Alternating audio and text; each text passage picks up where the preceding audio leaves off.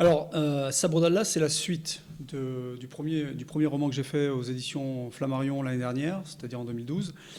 C'est l'histoire d'une cellule dont la mission principale est d'aller neutraliser des ennemis potentiels de la France de par le monde. Donc c'est d'abord, dans le premier roman, j'explique comment je crée cette cellule et comment j'entraîne les principaux acteurs de cette cellule. Et donc l'année dernière, ça se passe essentiellement en Libye contre les réseaux terroristes suite à la chute du régime Kadhafi, enfin tout ce qui se passe aujourd'hui avec les printemps arabes. Et le deuxième volet, c'est-à-dire Opération Sabre d'Allah, c'est la suite de Cellule Delta. Et là, c'est prémonitoire, puisqu'on ça se passe en Libye. On a fait le bouquin l'année dernière, donc on n'avait aucune information sur sur l'action française en Libye aujourd'hui, enfin au Mali, pardon. Et donc cette cellule-là va continuer à poursuivre son action contre les réseaux terroristes, notamment AQMI, qui est l'ennemi qui est l'ennemi juré de la France aujourd'hui. Donc c'est l'histoire de ces 5 personnes ou 6 personnes qui vont agir de par le monde au nom de la France. Les gens n'osent pas prononcer le mot, mais moi j'ose parce que j'ai aucun complexe à le dire. Oui, on est en guerre. Contre ces gens-là, on est en guerre. C'est une guerre, une vraie guerre. C'est une guerre qui n'est non conventionnelle, c'est une guerre asymétrique qui doit se mener avec des moyens non conventionnels. C'est-à-dire que, pour vous donner un exemple, les États-Unis ont assassiné ou neutralisé en fonction du côté où on se trouve, on neutralisait à peu près 300 personnes avec des drones.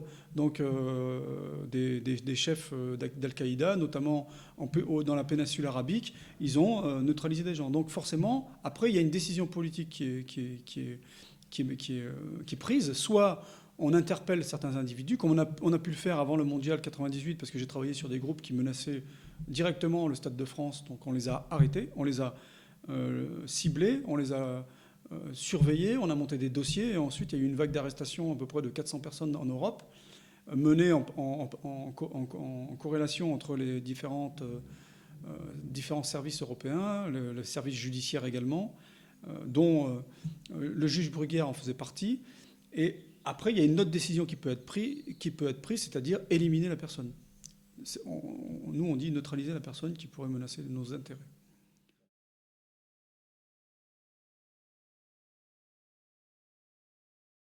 Oui, j'aimerais bien adapter cette série écrite à une série audiovisuelle. Parce qu'en France, personne ne l'a fait. Parce qu'en France, on ne met pas en avant nos services secrets. Et moi, mon idée première, c'est de les mettre en avant. C'est pas de faire leur promotion parce qu'ils n'ont pas besoin de moi. Mais comme je suis fier de ce que j'ai fait, mes 20 ans passés au sein de l'institution, dont 5 au service, j'essaye de retranscrire ça par le biais de mes romans, et pourquoi pas par le biais d'une série télévisuelle. On pourrait mettre en avant notre institution, comme le font les Américains, comme le font les Anglais, comme le font beaucoup de pays, sauf nous.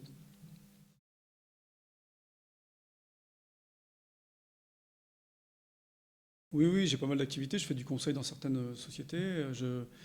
Aussi, je transmets mon savoir-faire d'agent terrain, d'ex-agent terrain à certaines personnes qui suivent un cycle de formation au sein d'une université du journalisme à Vaugirard, Paris 15. Je leur apprends à comment dirais-je, parce que selon moi, on peut avoir on a les mêmes techniques d'approche, entre un journaliste sur le terrain et un agent d'enseignement. Le journaliste va chercher de l'information et nous, on va chercher du renseignement. Donc on a des techniques particulières qu'on peut partager lors de ce module de formation. Et moi, je leur apprends aussi à développer un environnement sécuritaire autour de leur déplacement, autour de leur recherche de sources, autour de leur recrutement de sources, comment recruter une source, comment développer le lien entre cette source et, on va dire, l'officier traitant, qui est là, en l'occurrence, le journaliste. Et surtout, moi, je me suis aperçu au fil de mes rencontres sur les différents théâtres d'opération que certains journalistes n'avaient aucune notion de la sécurité individuelle.